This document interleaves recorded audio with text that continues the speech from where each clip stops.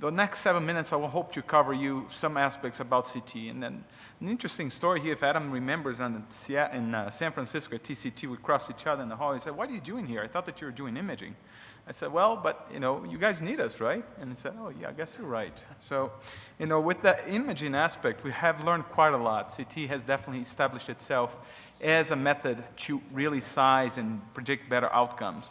And we take it for granted what we do today on a routine basis. But if you recall, we used to do a lot of videographies, try to find the perfect angle until we said, hey, we can do this with CT, we can predict the angle of implant, and by doing that, we're going to reduce procedural time, we're going to reduce contrast media, radiation, and many other things.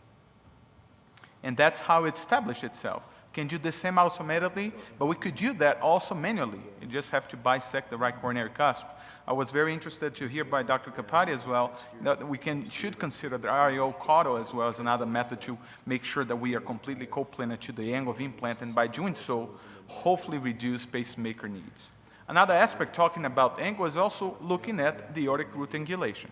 We look at the coronal projection here. We have two different patients. One that has a very obtuse angle of angulation, more than 48 here. And this angle is defined by the aortic annulus versus the horizontal plane.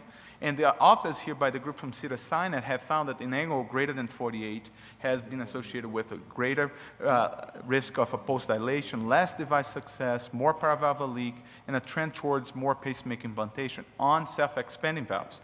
But perhaps in face of that, one could consider a different valve choice here, and it has to do with the workability and the controlling of the steering guide with the self-expanding platform. The issue about the pacemaker is not trivial. I know that this is a small peanuts in a big scheme of investment for a financial investor, but for a patient that we deal with this, we can almost predict 5-10 years from now, they're going to have tricuspid regurgitation. Some of them might have device implants, and we don't know, quite honestly, what is the long-term impact of being RV paced and creating this synchrony over time. And this has to do with not only predisposing factors such as right bundle branch block, which obviously increases the risk, prosthesis depth, but obviously the membranous septum length. Obviously, this is just one measurement, and this work by Hamdan has shown that if you have a shorter membranous septum, and they saw here this cutoff of about 8 millimeters was associated with a higher likelihood of a pacemaker implantation. This is a case that we had. As you can see, the septum was quite short at 5 millimeters, prosthesis depth was lower than ideal, and patient ended up with a pacemaker. So we need to refine better, have a better angulation, and have a better perspective on where to deploy an implant high.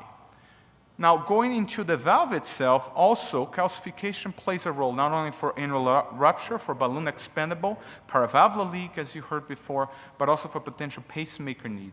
This non-coronary cusp calcification seems to be a very vulnerable area because it's the locus minoris, the area where there's no support other than fat. So perforation there can lead into some very bad and also pressure into the AV node.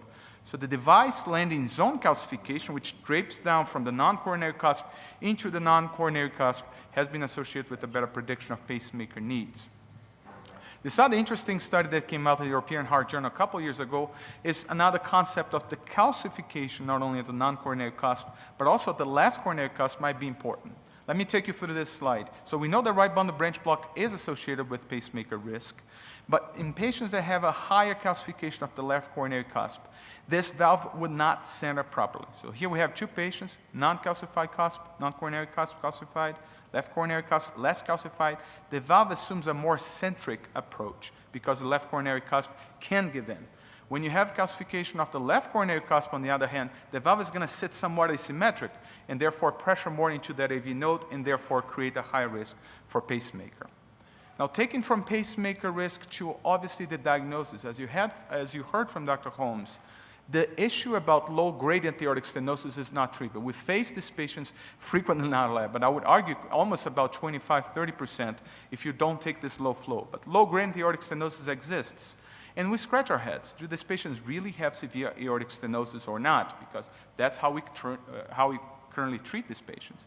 One method to use is the calcium score. You use a non-contrast CT scan, similar to what we do for coronary calcium scoring, and one can measure that calcium. There's a gender differences here. It's a gender specific. Women tend to have less calcium than men for the same degree of aortic stenosis. Cutoffs around 1,300 for women and about 2,000 for men. We're glad to participate in this large registry, multicentric from the folks also in Canada and Scotland, in showing that these values are reproducible. And actually, each center measure its own calcium score, and we came up with exactly the same numbers. So women has less calcium than men, and these values should be taken seriously. And is a flow-independent measurement, so we don't need to do dobutamine for these patients. And take it finally, integrating all these values is also, as you heard before from prior speakers, using a patient-specific computer simulation model. Perhaps with that, we could then perhaps identify where is the best location, what is the interplay of the native calcium with the valve deployment for paravalvular prediction, as well as for pacemaker prediction.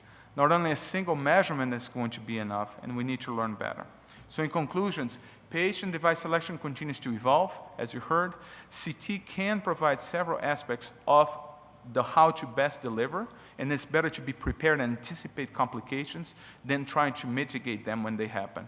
Patient-specific simulations might be a small niche for selected patients, and cutoff values should be interpreted as a spectrum. Obviously, an angle greater than 48 is no different than an angle of 46. This is not a dichotomania that is going to be, this patient is going to do well, this patient is not going to do well, but we have to integrate the whole picture.